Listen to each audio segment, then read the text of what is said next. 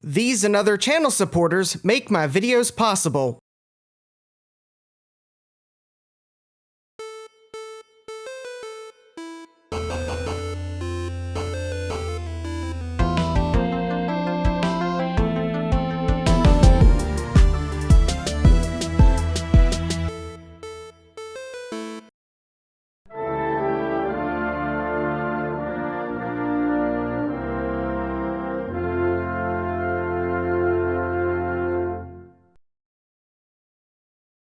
Starting off with number 10, we have my live stream. Are bad capacitors preventing Windows 95 from installing on the 386DX? This was a live stream from January 26th. It had 233 views last year and an average view time of 25 minutes and 52 seconds, which is 10.9% of the length of the live stream. And, spoiler alert, it was not bad capacitors. The opportunity presented itself, and I have started early so that you all have some entertainment.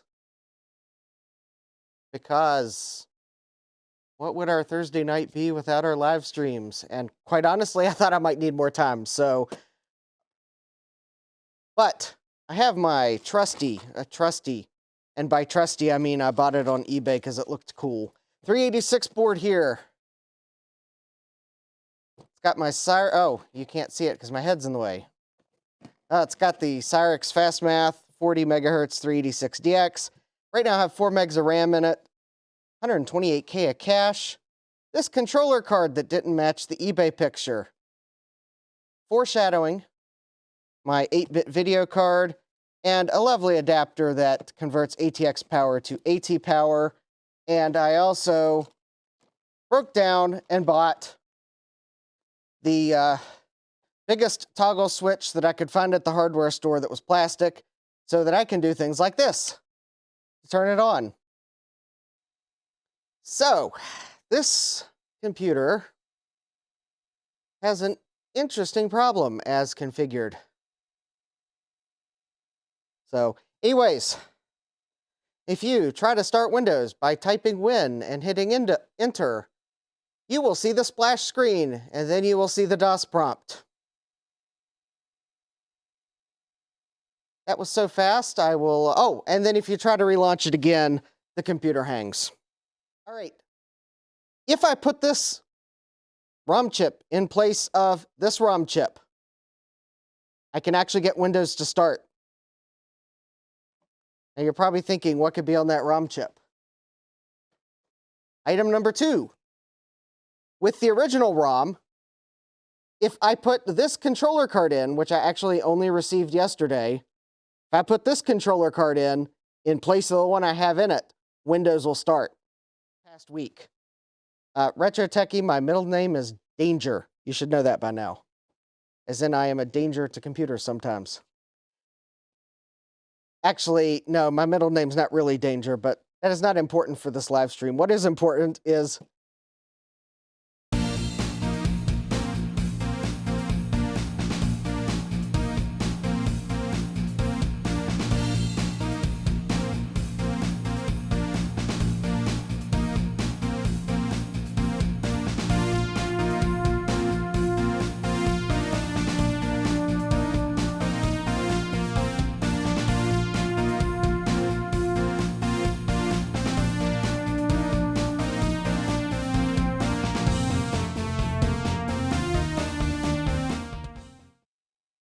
Oh, okay. We have not surpassed the point at which I was having trouble yet.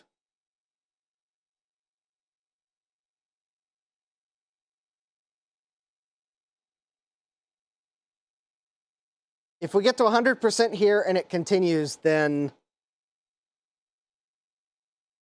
it was probably the controller card all along, although the Mr. BIOS can't hurt. Hey, look at that. I was not getting this far before. Did Windows 95 ever detect a known monitor? No, I don't think it did. Oh, look at that. I don't know if you can see it, but There is a line on the screen shadowing the mouse. So I bet there is something wrong with this graphics card. Ooh, look at that. Graphical anomalies. That.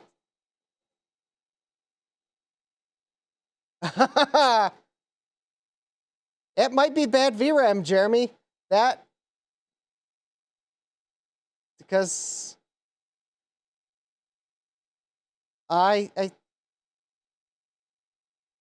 that's crashed.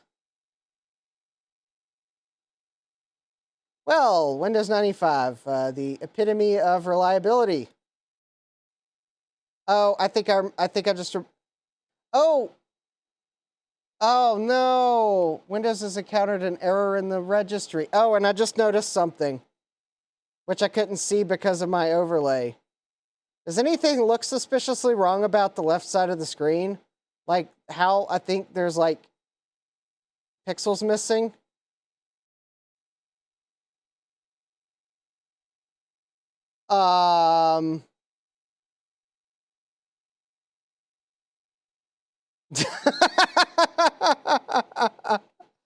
Video card and, well, installed Windows 95, tried to install better video card, have corrupted the registry in Windows 95.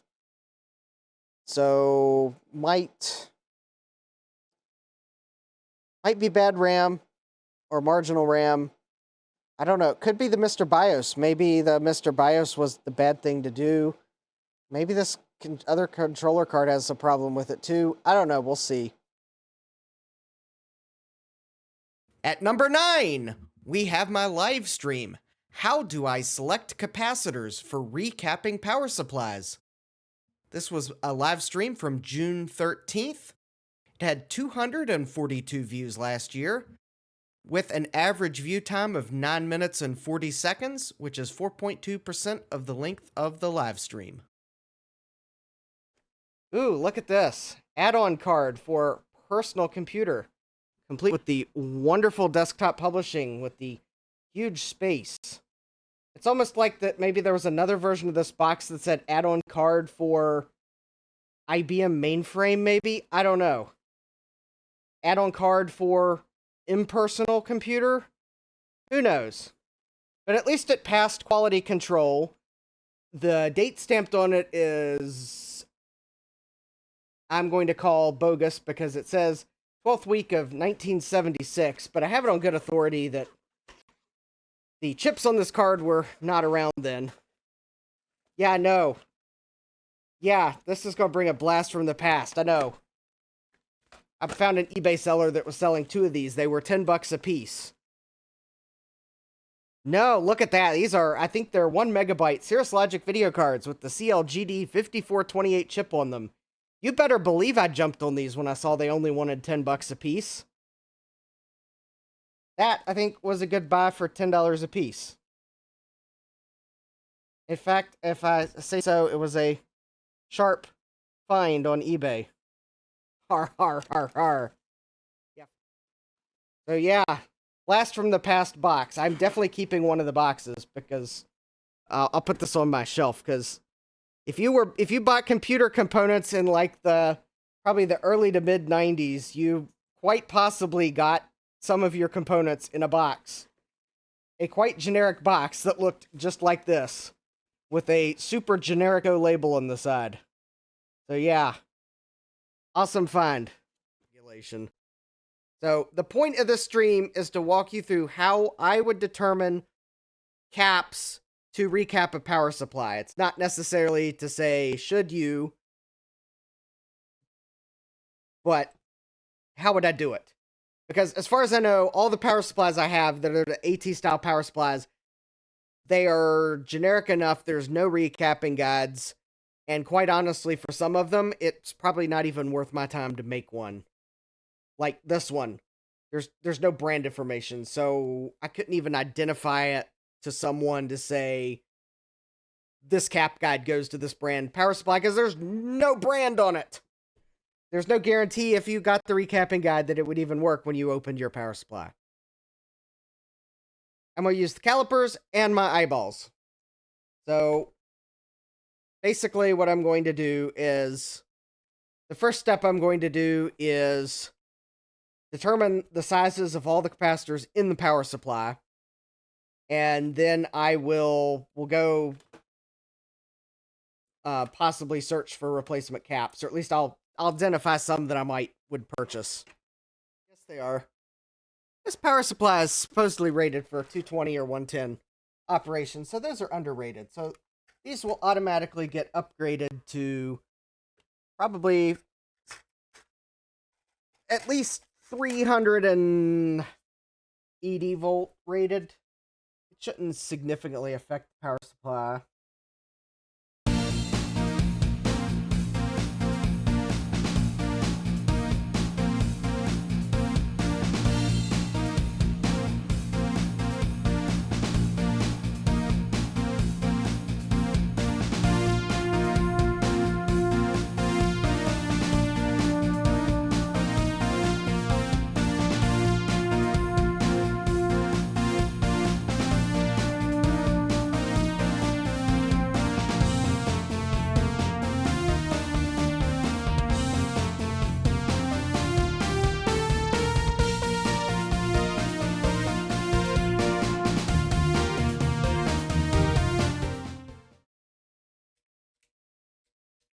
Has a nice clicky switch.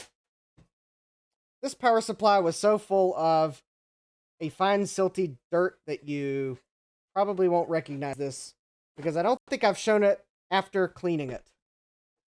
Because you all, if you were watching Dave's stream when I had this thing out, you would have seen it before I cleaned it. I doubt you all, some of you are probably like, that can't be the same power supply, but yeah. I brushed all the silty dirt out, and then I put it through the ultrasonic cleaner. There you go. This is the power supply. First time opening it up on Dave's stream. Have not blown it out with anything. That is, yeah, you can just see how disgustingly dirty that is. There's A-OK in a pencil over top of the world. Yeah, so these power supplies are A-OK.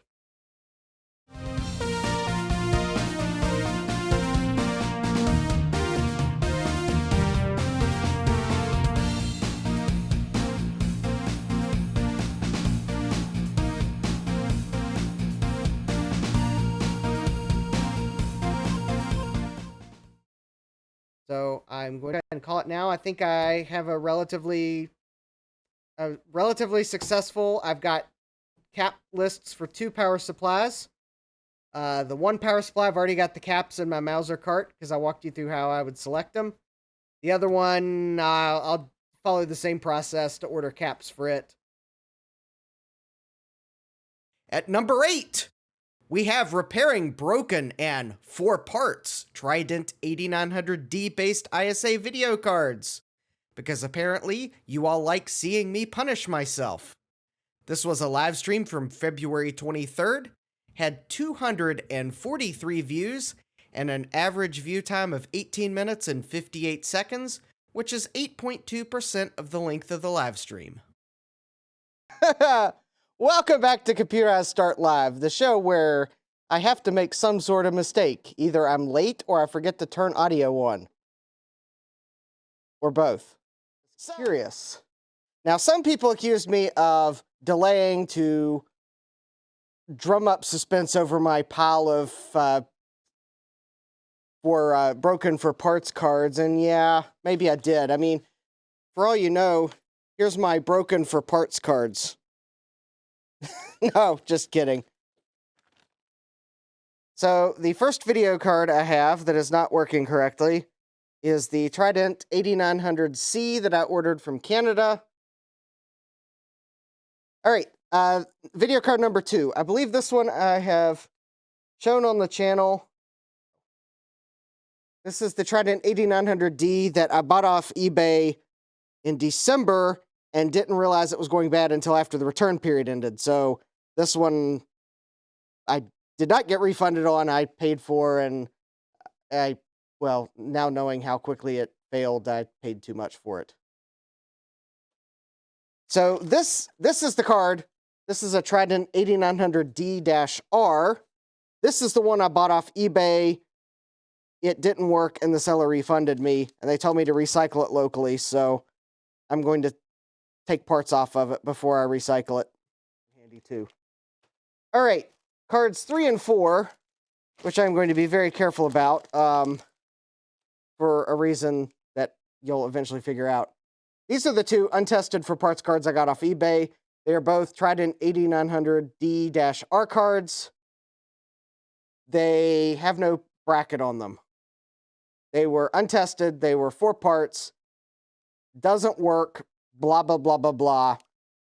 You could probably figure out what I might have figured out about one of them. So, yeah, that's the 5 cards.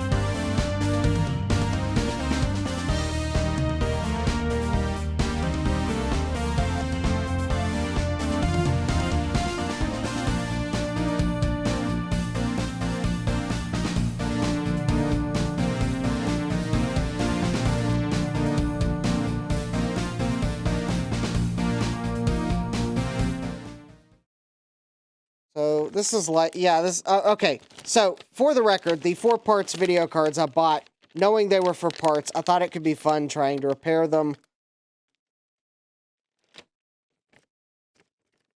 But the other cards I've tried to buy because they were working, and I don't know. I think I'm quickly seeing that maybe there is something up with the Trident 8900 series of cards, and maybe I should just stop trying to buy Trident 8900 series cards.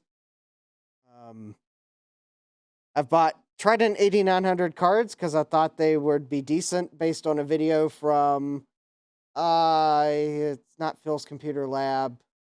CPU Galaxy, I think it was. He did a video. He had an 8900D card. He said these will do 0 wait states, so they're pretty speedy. I've had nothing but trouble with 8900 series cards, so they're off my list. I mean, after all, looks like Adrian Black was right. Trident cards are garbage. Don't buy them. So, anyways, yep. I guess I have just as many working video cards for the Emerson 386 now as I did when I started, and that's 2 cards that are mostly working, but the video still doesn't look right. So at number 7, we have my live stream PCI sound card and Windows 98 MS-DOS Real Mode using SB-Link PC-PCI Part 2, which I renamed after the stream Tired But Not Giving Up. This was a live stream on January 5th. Do keep that date in mind. This had 307 views and an average view duration of 4 minutes and 52 seconds, which is 6.7% of the length of this live stream. Go back to the other mouse. Oh, okay. I guess for those of you that are still on Twitch, because it looks like I'm still live on Twitch, YouTube just dropped. So hold on while I figure that out. Yeah. All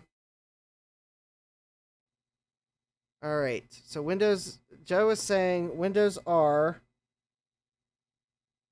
regedit, enter, and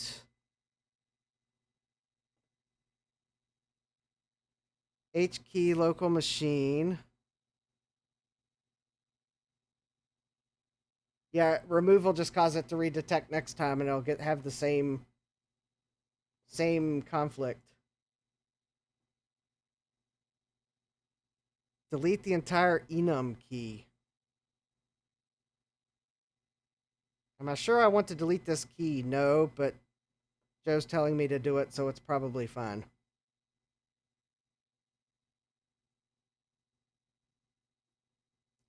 Dave, I must have accidentally clicked end stream. Which is embarrassing. Yeah, Joe, I was actually going to do a full restart. Yes, Jeremy, the NVIDIA 6200 was released in the Windows XP heyday, but it had Windows 98 drivers that came with it. It was like one of the last NVIDIA cards to support Windows 98.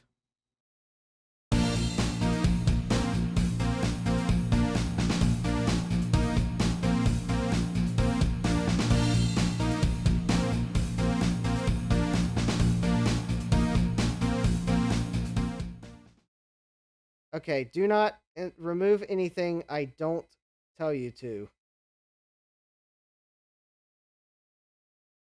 Okay.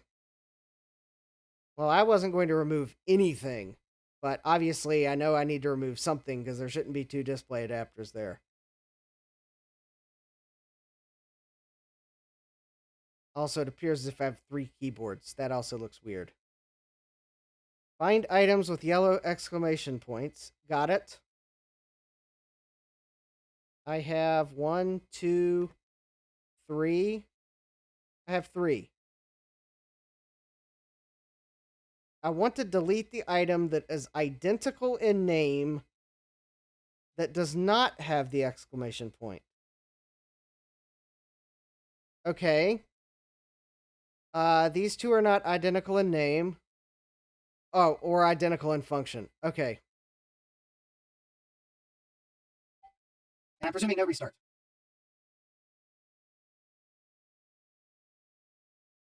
Kill all 3 keyboards? Okay. Brian just said don't delete it. Well, it's fine. Who needs a keyboard? I've got a mouse. This is Windows. Okay, so I think I've deleted everything that was duplicate in function, plus all the keyboards. Now do a full reboot. Okay. Well, Adam, I would love to upgrade to XP, and I may upgrade this thing to XP after I'm done with this crazy experiment, because it's turning out to be a huge disappointment. But XP doesn't have MS-DOS mode, so for the purposes of what I'm trying to do, I would use a USB floppy drive on this Windows 98 PC, but I'm pretty sure it wouldn't know what to do with it. Yeah, now we're back to where we were 30 minutes ago. Try the PCI video card. This may require a full reboot. Yeah, I think Windows is locked up. The hard drive is not going clickety-clickety-click. All right, good night, Joe. No, Brian, this is actually just an FSC VB601 motherboard. It actually was not one that was in a Dell. Although you're right, it kind of, as finicky as it's being, it should be. The reason why the very left of the screen is gone is because the scaler doesn't like VGHX mode. Because now I've got the PCI video card in. I'm kind of hoping Windows may have built the drivers for this card because I don't have the Windows 98 drivers downloaded. Ah, it does have drivers built in. Anything. So while this reboots, let me go run upstairs, wash my hands, and I'll be right back. Hopefully it doesn't like crash or anything while I'm gone. It probably will.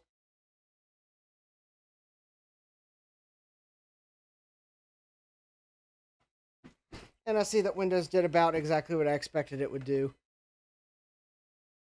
Hey, at least I don't have a conflict on the display adapter anymore. Can't configure that. But I thought maybe one more thing I'll do is check see if there was maybe anything DOS related stashed on the CD. I didn't think it needed a DOS driver, but maybe. No, that doesn't sound like it. Well, maybe it actually does. AW744 real. Oh, well, look at that. Well, would you look at that? Of course, now that I have CD-ROM drivers, I can see there actually is. This installer is only for real DOS of DSXG. Type install. Whereas PC. Why? Guess what? I think I might have just found the missing piece. Here we go. You want to install the DSXG board? Yes. Don't do that, yes. Okay, excellent. Awesome.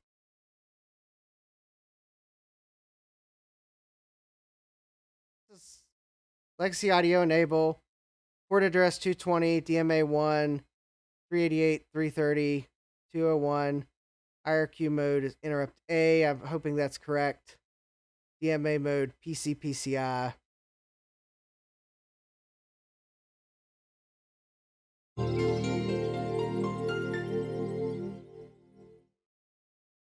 Actually, I think I actually want IRQ 5 because that's what Sound Blaster is, 225.1.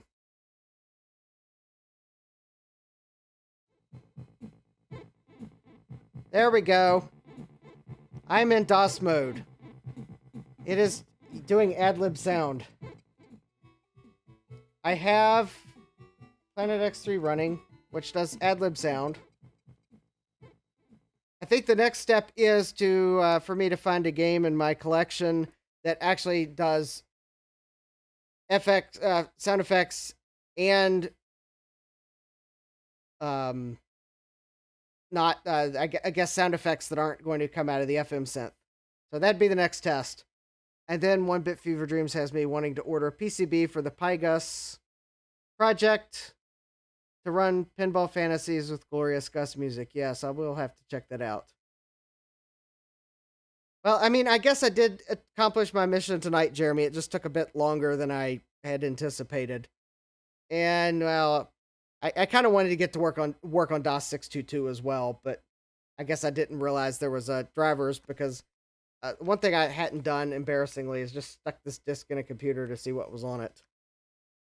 But yeah, I got Windows 98 working, got PCI video card. Oh, I knew the PCI video card worked. Got the sound card working. At number 6, we have my live stream, Vintage 486 processor upgrade options for more computing power. This was a live stream from January 19th. It had 330 views last year and an average view time of 10 minutes and 41 seconds, which is 4.5% of the length of the live stream.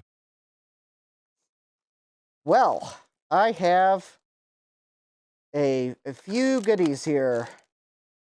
So, first of all,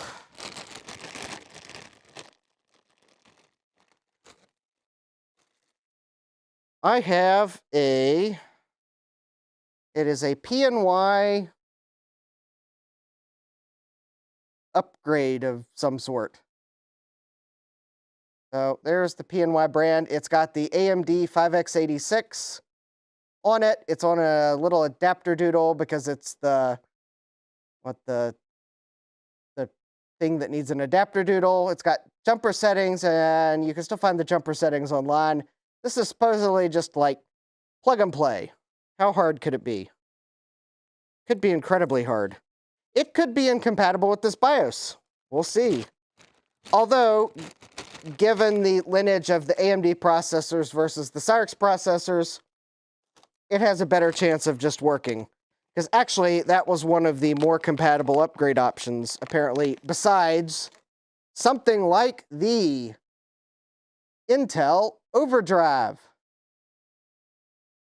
And for those of you that are concerned, because the last one I showed was the wrong one, this is indeed the PODP 5V83.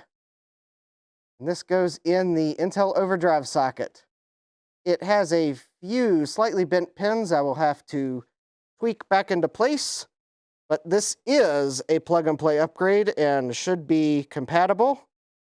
I do believe I will have to set a jumper setting on the board for this because it has one for it, but this is an 83 megahertz Pentium that will go on the 486 socket.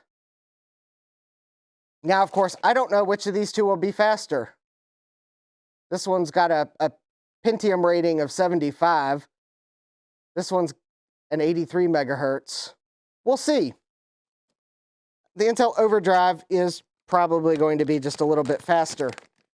However, while I haven't found vintage pricing yet, I think this was a more budget-minded upgrade option, so its performance per dollar might be pretty good.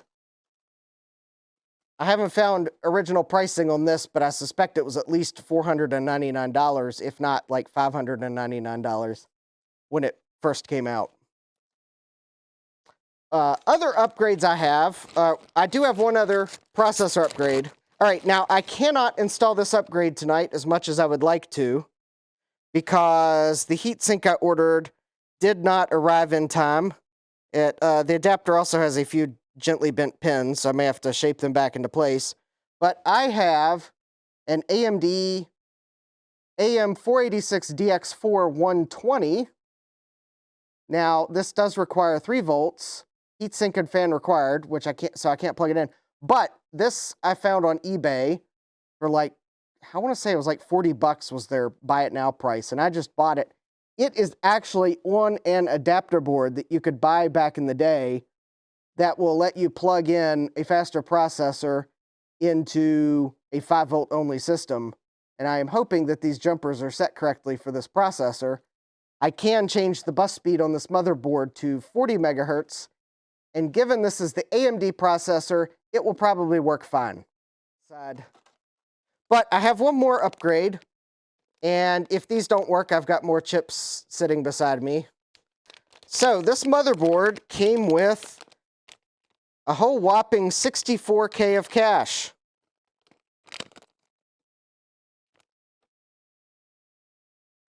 And because I was ordering chips from China, I went ahead and ordered, I think, a dozen cache chips.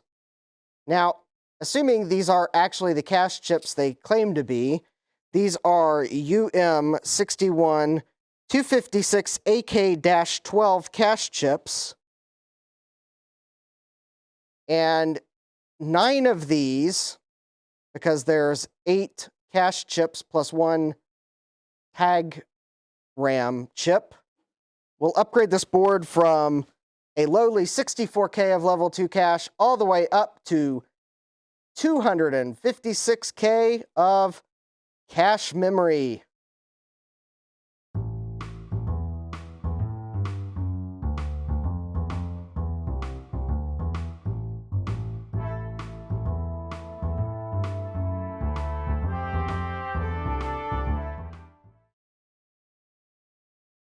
And we have number 5, the first scripted video in the countdown, building an NWX287 by Necroware with PCBWay to replace a Dallas DS1287 RTC. This video was released on September 1st. It had 404 views and an average view time of 3 minutes and 30 seconds, which is almost 30% of the length of the video. Not bad. To build the NWX287, to replace a Dallas DS1287, DS12887, or DS12B887 module, you need 5 parts. A benchmark BQ3285S real-time clock, a 32.768 kilohertz 6 picofarad crystal oscillator, a CR1220 or CR1225 surface mount battery holder, a strip of turned pin headers, and the PCB.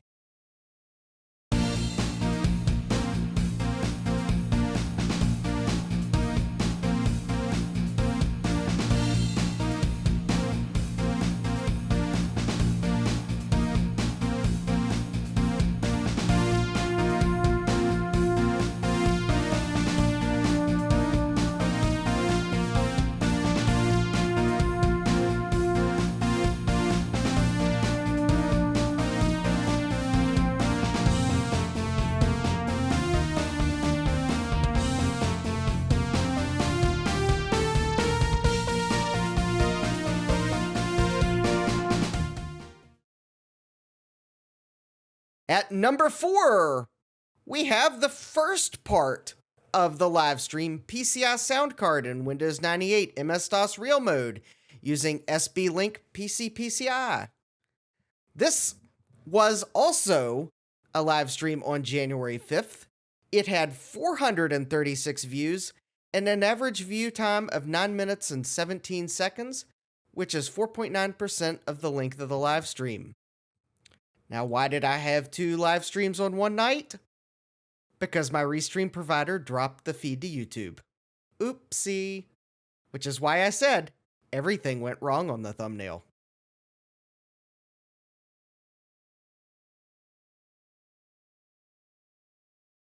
Good evening, and welcome to the stream. And I'm hoping my GoTech is downstairs because I ran upstairs thinking it was there, and it's not. It's actually I had to go to Lowe's. So you all, I think my last stream or so, chipped in to coffee to help me get a little heater. So I have a little heater, and actually it's warm enough in the basement, at least where I was just running around. I might actually have to turn it off. But yeah, Lowe's was not as helpful as, wait a minute, I don't know when that Lowe's has been helpful recently. So I was asking where I wanted a specific model I'd found on their website, and I was asking the guy where the location was that it said they were, and that was cleaning supplies. And I turn around and look at the items they had in the middle of the aisle, and I start to ask, well, is it in the middle of the aisle? He's like, no, let me look it up. And so he points me to where all the other heaters are. It's like, well, it should be here, but it's not. I'm like, is there anywhere else where they are? And he's like, nope, this is them all. Well, turns out I found this one, which wasn't so high wattage that I couldn't run it, and then start to walk to the checkout, and guess what I saw? The one I had initially gone in to buy. It was in that center, the stuff in the center of the aisle. Right several feet from where he was stocking cleaning products. Yes, Lowe's, your customer service is reaching new lows these days. Project. All right, Comcast, I better not see that red box in OBS again. Well, Jeremy, you would think that I would be trying to use the ISA slots, but that's not the purpose of this video. Yes, I could cheat, and I could put the sound in the slot, and it would definitely just work, but that's not the point of this. I actually, interestingly enough, I did try to find an ISA-less motherboard that had this header. But it just so happens that the first one I found that was at a reasonable price was one that had ISA slots. So I was like, I did want one that would force me to have to use this mode here, but I could not find one at a reasonable price. Because in order to find a motherboard that had this header, I tried searching the internet for the feature, and that really wasn't helping me identify potential models. So I was actually, to find this motherboard, I just basically went to the motherboard section of eBay, filtered it out to like the Pentiums and the Pentium 2s and the Pentium 3s, started figuring out which brands would never have it so I could try to filter those out. But still, I would go to a motherboard if it looked like one I hadn't looked at yet. And yes, this is a very error prone process. At first I was like looking, even if it was like an overpriced board, and I'd go and I'd look at the auction picture and I'd be looking for, basically I had to look at the picture and hope it was a good enough picture to see a header that looked like that. Not necessarily be able to read the text, but at least I'm looking for a 6-pin header with that pin missing on the motherboard to see if it's even a candidate. And a lot of times I'd look at the board and luckily some of them I could just very clearly see, well, there's no 6-pin header, so it's out. But as you can see on some of these boards, especially if the seller pulled the jumpers there, or even for the front panel headers were easy to ignore. But so I'm looking at a picture of a board, zooming in as best as the seller took pictures of. Some eBay sellers don't take very good photos. I mean, luckily the IR was easy because that's got too many pins and that's pretty clear to see. This motherboard doesn't have any that are like tricky. But yeah, I was actually basically looking at all the auction listings, looking at the photos, trying to find the best photo, at least knowing that this usually was around the ISA and PCI slots. Look to see if this header's on the board. A lot of them, it's not, so I got to go to the next listing. And then if it was on the board, well, then I looked at what the seller wanted and if they accepted best offers. So that excluded a lot of boards, but at least I was able to make a mental note of what models had it. And eventually it came down to, I think I found this auction. They at least had it reasonably priced. I could see in the picture it had this port, and they had best offer on, and I was able to make an offer on it that they accepted. But I did try to find a board that didn't have ISA slots that had this, and I don't know if I was actually successful, because I think they all seem to have ISA slots and this, which could be one of those interesting ironies. Because maybe if they didn't have ISA slots, they didn't have a South Bridge that actually had a ISA bus on it. But anyways, yeah. So I wanted to try this. It requires a PCI sound card. But yes, that's the cruel irony that I could just go upstairs, pull the Sound Blaster Vibra 16 from my Emerson computer, jam it in here, done, works in DOS. But yet, I want to try this SB Link feature to see if it really did live up to it. But maybe I've just explained why it flopped because, well, hello, there's ISA slots. For video cards, I was going to be content and use an ISA video card, but I ran across this video card that was, I may have paid a bit more than I should have on it, but it is it's a Zotac branded NVIDIA 6200. The drivers for this card are actually supported in Windows 98. So therefore, I can use this card in Windows 98, and more importantly, at least according to the keys in the AGP slot, it is a dual voltage card. So it will work in 3.3 volt or 1.8 volt slots.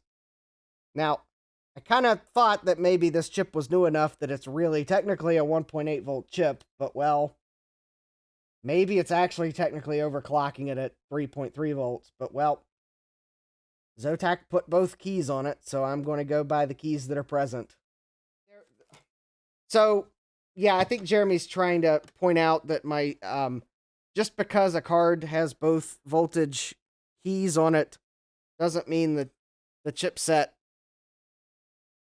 officially supports both voltages, but it also doesn't mean that it does not support both voltages. But there are some video cards out there where the manufacturer, for whatever reason, put both keys on the card, but the card does not support 3.3 volts.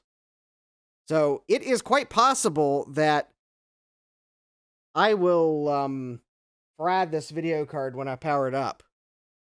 And you all always want to see smoke.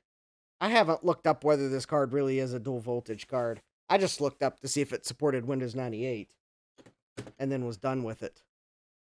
Welcome! Joe forgot all that AGP stuff years ago. Well, I guess one reason why I wear this cap is to hold in the useless information. Because if I take this hat off, then I'm just going to start spouting useless trivia that no one needs to know.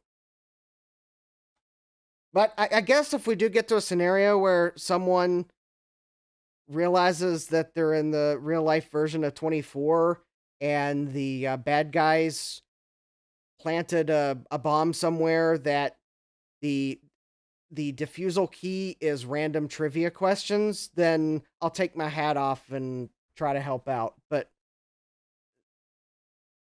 that would be the plot of a sci-fi nightmare, probably. Moving along. All right. So I bought these on eBay a couple years ago based on a Vogon's forum post. So these are the A-Open Cobra sound card, AW744L2, 4-channel PCI audio. So this has it has a Yamaha YMF744 PCI audio accelerator chipset. And later, blah, blah, blah, blah, blah. Sound Blaster Pro and Windows Sound System compatible. All right. I bought two because, well, just in case I damaged one doing the mod. But anyways, the reason why I bought this sound card is because I ran across this Vogon's forum post that was talking about the sound card. It had the, let me see if I can zoom in. It had the header not populated, and there's 2 resistors you have to add to populate it. But it had the PCI header not populated, but if you add it to this card, then it'll support the SB Link or PCI. Some manufacturers call it one thing, some call it the other, but it's the exact same thing. So anyways, on Dave's stream, I added the header to this card. It should just work with the SB Link.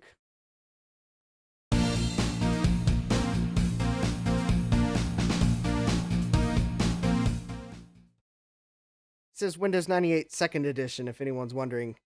And yeah, it's the upgrade version. I tried buying the I tried acquiring a copy of the full version, and that didn't work out so well. In fact, I have to wait until Saturday before I can let eBay step in. Something tells me that seller is not going to ship it ever. 25 minutes, and we're 15% of the way in.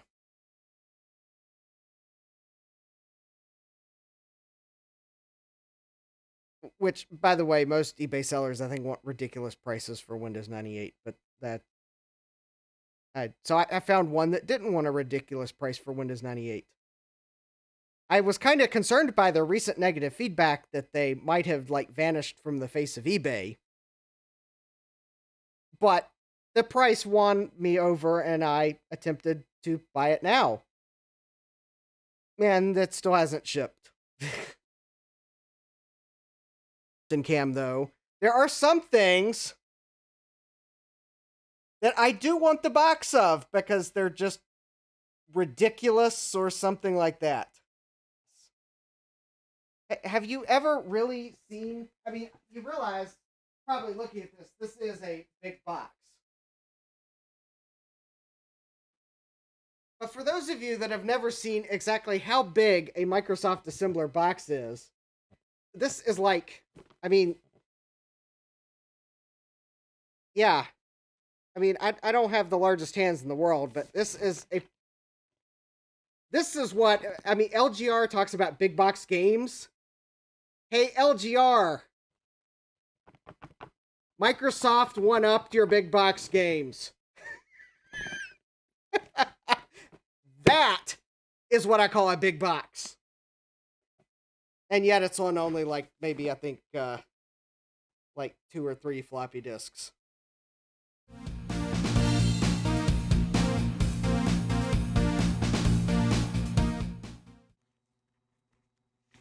Alright, so if you've installed Windows 98 a bazillion times, go ahead and play this song in the back of your mind because I know you're doing it. It's playing in the back of my mind too.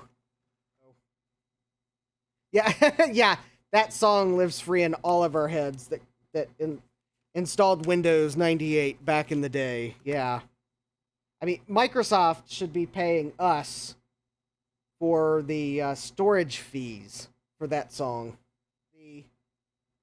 Your display adapter conflicts with another device in your computer. That's nice.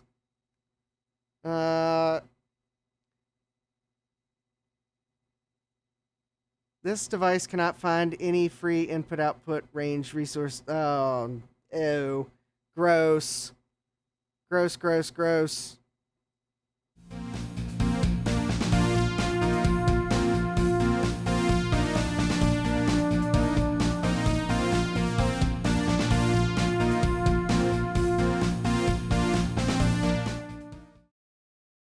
Uh-oh. That's not good.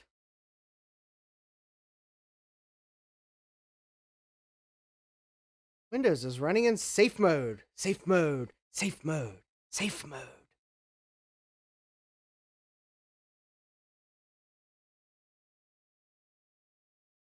Which always made me then want a dangerous mode. Dangerous mode. Dangerous mode. Dangerous mode.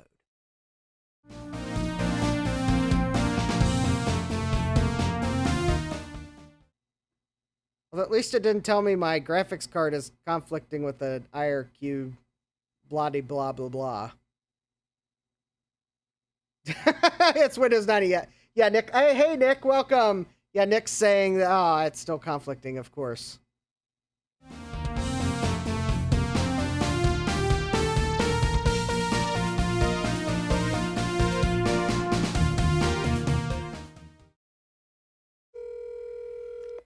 And you're going to be on speaker, Chris.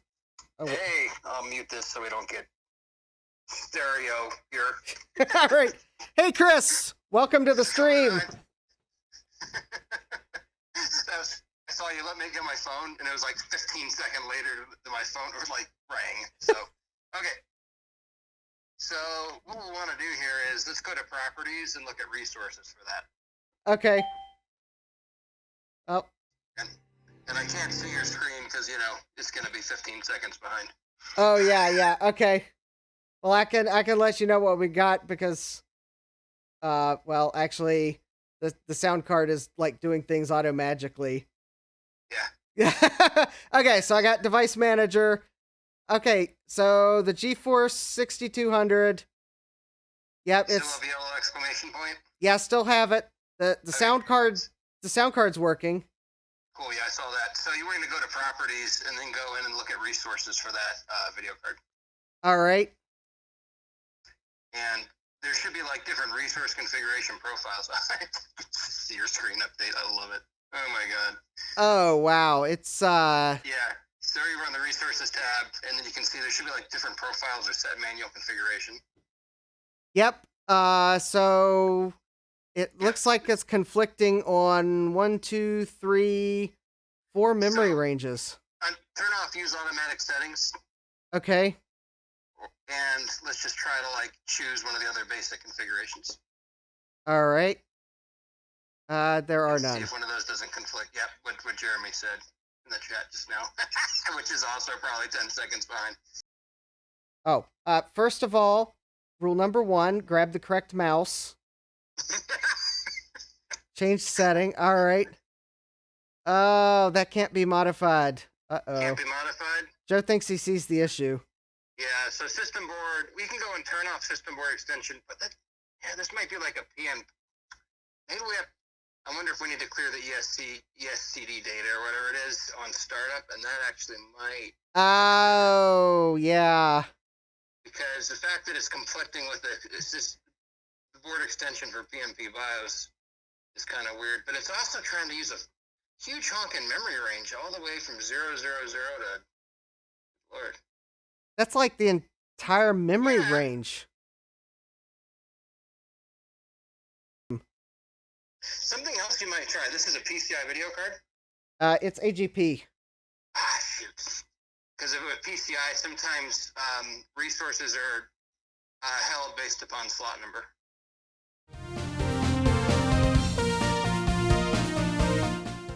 Dated.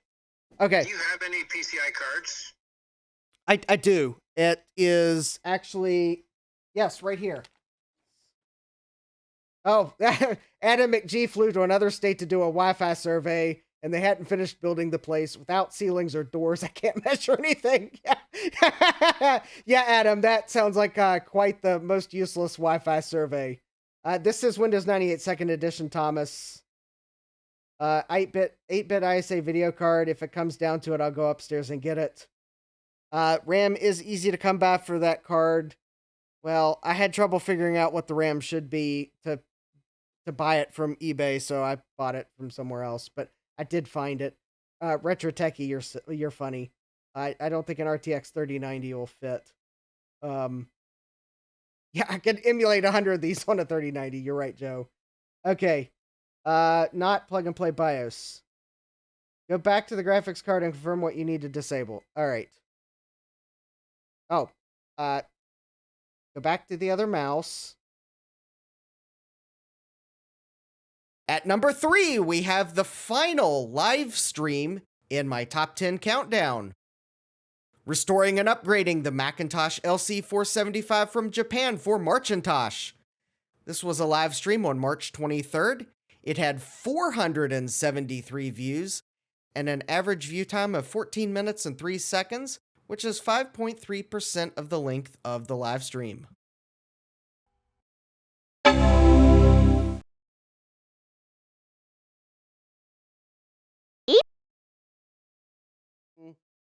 It's still Marcintosh. First week we did an LC, then we did an LC2 for the second Thursday, LC3 for the third Thursday. Tonight must be, drumroll please. Oh yeah, and change camera angles. LC475 night. And boy, oh boy, do I have just like a pile of stuff here. But that's not all. But wait, there's more. I'm sure there's probably more pieces hiding in this contraption. Ah, yes, Trina's asking where I got this computer from. No, I did not get this computer from Garth. Although Garth is certainly welcome to send me another LC475, I would gladly accept it. Or a 476 or any of its other brethren. Even a Quadra 605 or some other nice models. In fact, actually, what I would like to have, which is probably rare, but I saw one on eBay, is an LC475 with the auto-inject floppy drive. Original. So the faceplate actually originally says LC475, no label shenanigans. So anyways, I have already recapped this board. It has been ultrasonically cleaned. It has been tested. This power supply has actually been recapped and ultrasonically cleaned. I actually did an upgrade, and I've shot it on video and haven't released it. Although it might be a little difficult to see. There we go. So yeah, these are annoying to work on without a battery. The LC475s, and I think it's common on the 68040 Macs. Hey, K-Mac Vintage. If you power them up without a battery, you have no video. So you kind of have to do the jump start method where you turn it on and then you kind of turn it off and then back on real quick. And then usually you'll get video. I think basically you're charging up the caps and then power cycling it quick enough so that the caps are still charged. Oh, Trina, I got a one-track mind. Yes, where did I get the computer? This computer came from Japan. which really, in the grand scheme of things, means almost nothing because it didn't include the keyboard. It didn't include the hard drive. It didn't include any of the restore disks. And the power supply is a full range power supply anyways. So, yeah. There's nothing on the computer that really says this came from Japan other than I paid $75 for it. The seller was in Japan, and that included shipping. Now, did that contribute to broken plastic? Most certainly. Did this computer have that 040 in it when I got it? No, it did not. This is an upgrade I did. I bought an 040 from Eric Wu's Rare Chips. So my LC475 has an FPU.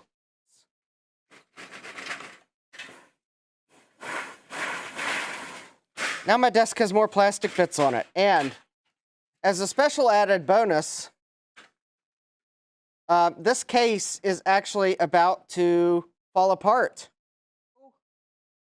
Because that is like the world's saddest LC475 case bottom. I went shopping on eBay, the place where I usually regret what I buy, and I bought an LC2 case. And so what I am going to do is I am going to transplant the LC475 into the LC2 case. But I'm still keeping the case top because the only thing wrong with it right now is a crack there in the corner that I can easily repair. Also, it is just a little bit yellowed. But those of us in the I'm kind of too lazy to retrobrite, we don't call that yellowing, we call that patina. So it's just a little bit patinaed. One thing that this computer did not come with was a floppy drive, and I decided that I was going to put a floppy drive in it. Mainly because the way the manual inject cases look, that there's a big gaping hole in them if the floppy drive's missing, and that just wasn't good.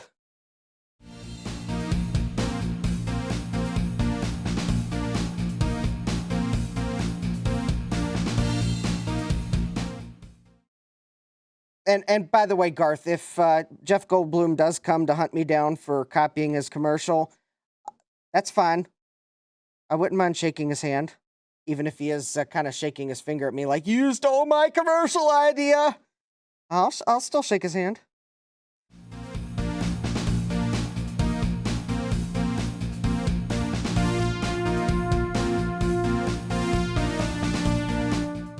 Yep.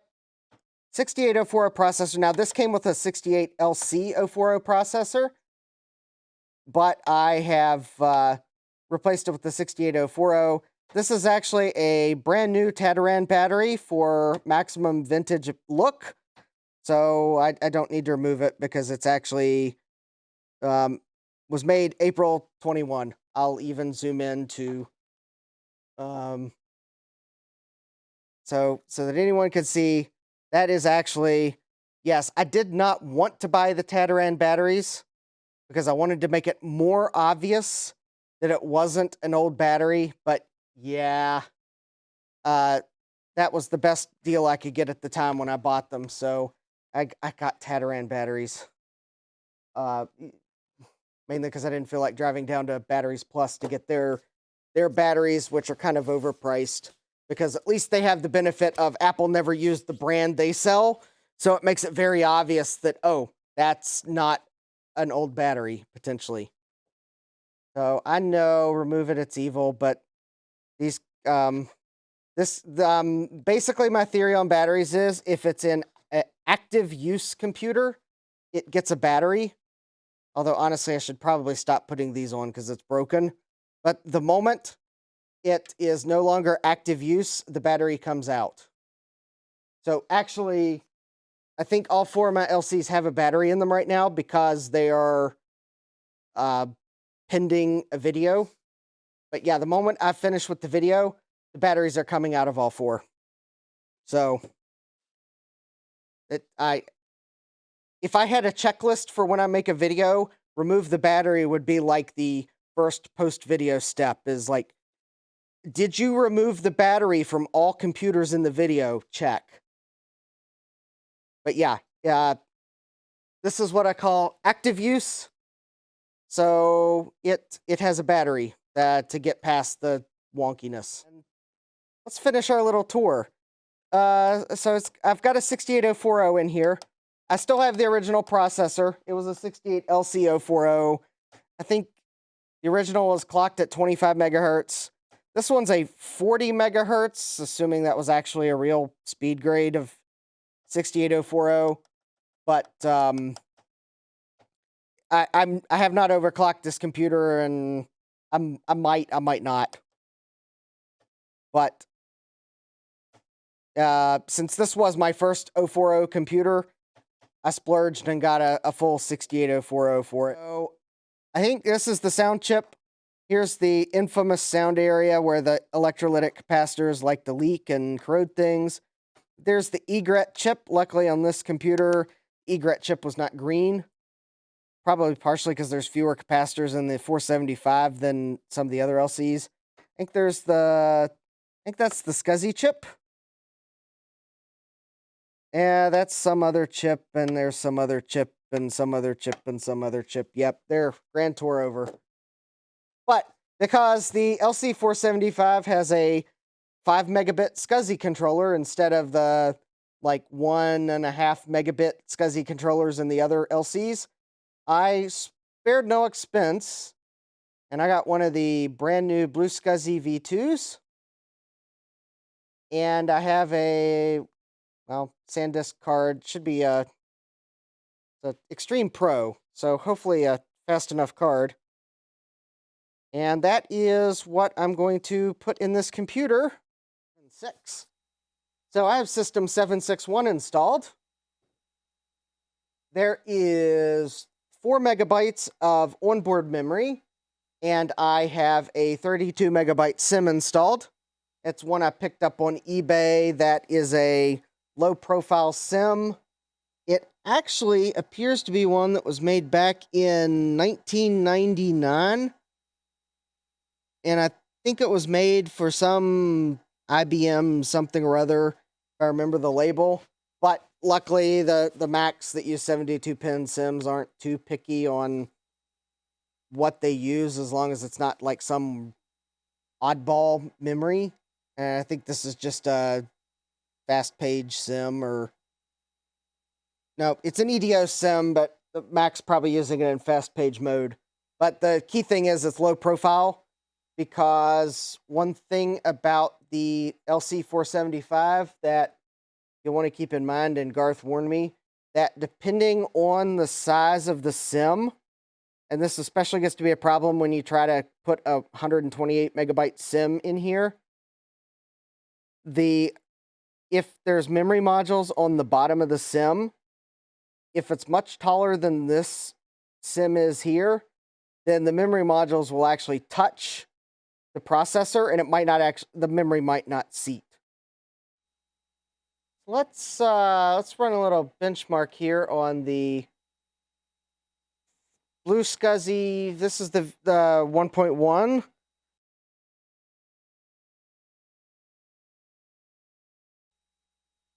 These seek times are meaningless. Eric Helgeson told me basically the Blue SCSI is just like,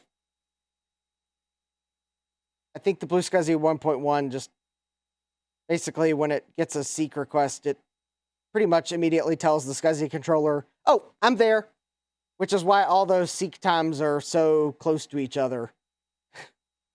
He did tell me, though, that on the Blue SCSI V2, I think they wait a little bit of time and then return that they're there, because I think there were some host devices that didn't like the almost immediate return of the seek command.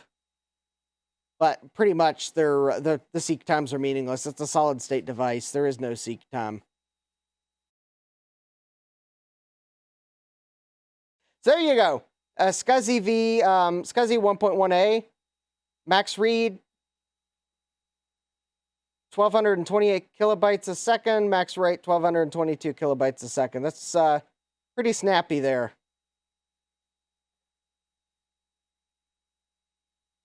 So that's probably saturating my Blue SCSI V 1.1. Now, if I would go select this one, the Blue SCSI Pico.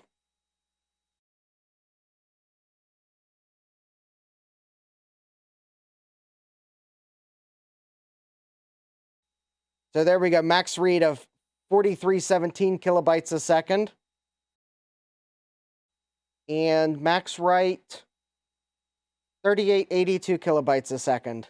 So yes, if you have an LC475, while it won't take full advantage of the Blue SCSI V2, you will see improvements with the Blue SCSI V2. So I'm happy. I think I'm gonna leave the V2 in this one. Okay, I want to run speedometer, which is shareware. I wonder if it's possible to register it still.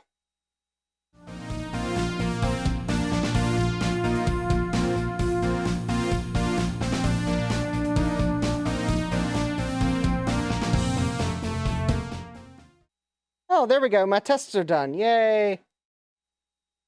Okay, so for the color benchmarks, so apparently Mac 2 equals 1.0.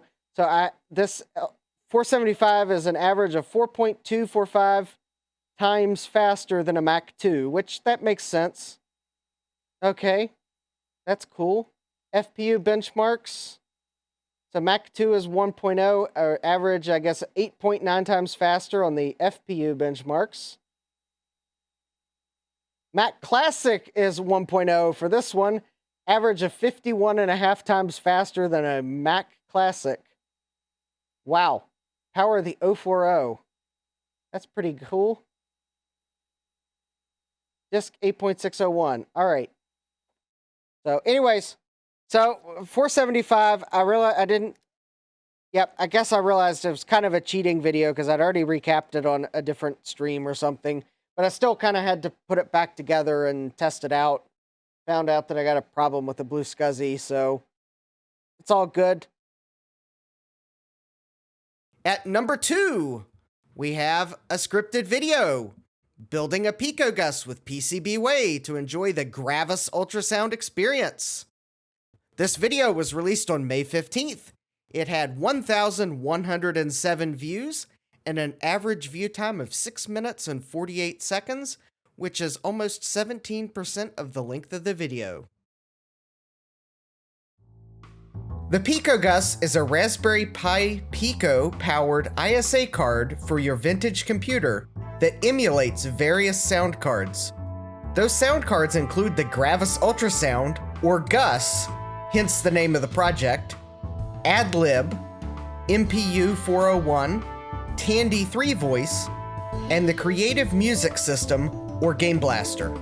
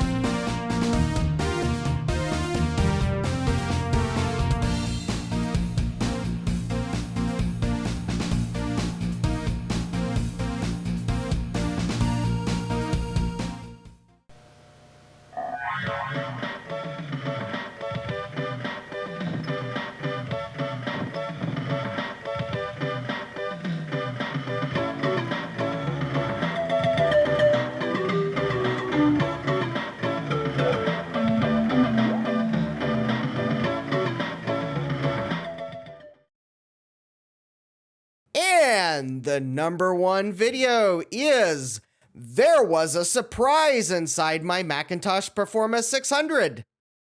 This video was released on March 30th. It had 2,125 views and an average view time of 3 minutes and 54 seconds, which is 27.3% of the duration of the video.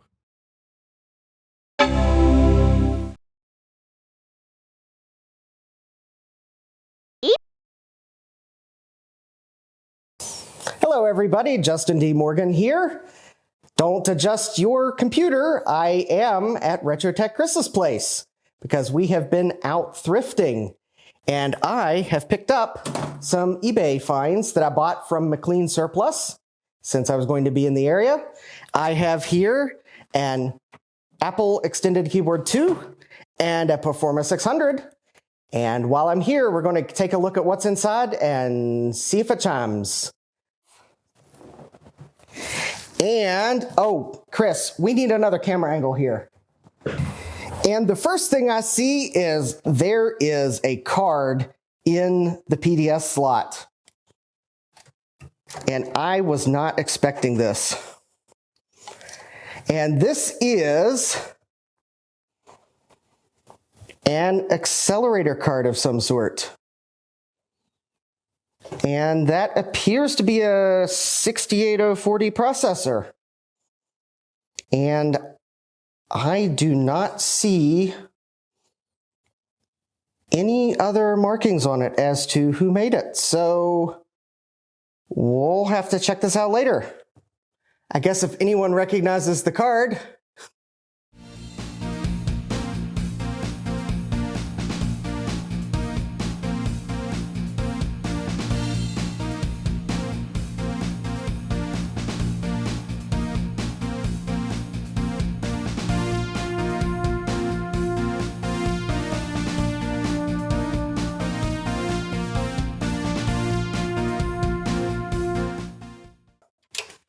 All right, we're going to give this a test and see what it does.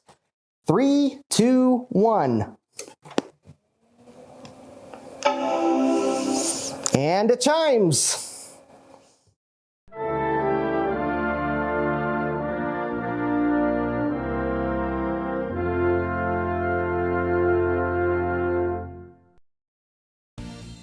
These and other channel supporters make my videos possible.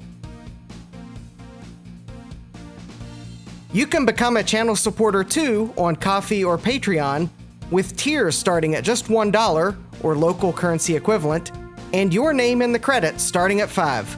Ko-fi tips count too. For more information, visit my Ko-fi page at ko-fi.com/jdmcs or my Patreon page at patreon.com/jdmcs. Links are also in the video description below.